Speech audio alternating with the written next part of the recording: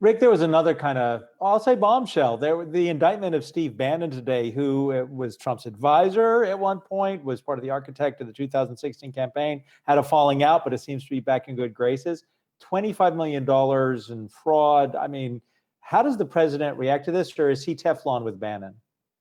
Well, I've read through the indictment, and it doesn't really implicate Trump or any current members of the Trump administration. It's actually kind of strange, Adam, because Bannon had built himself a very profitable consulting empire. He was doing work for populist politicians all around the world, and he got involved in what's really kind of a petty grifting scheme here.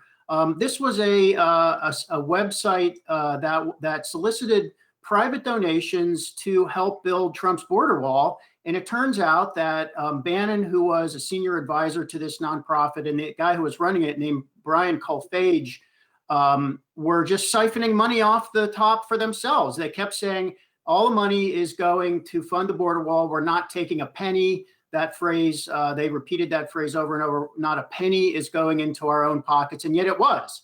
So there was a nonprofit that Bannon controlled that was sort of laundering some of this money. Money would be passed back and forth between these nonprofits for consulting purposes or for media purposes, when it was really just payments to Bannon and three other people. So the indictment says Bannon himself ended up pocketing about $1 million through this scheme, and the other three took lesser amounts, but they were just taking money off the top. Did any actually go to build a wall, Rick? Yeah.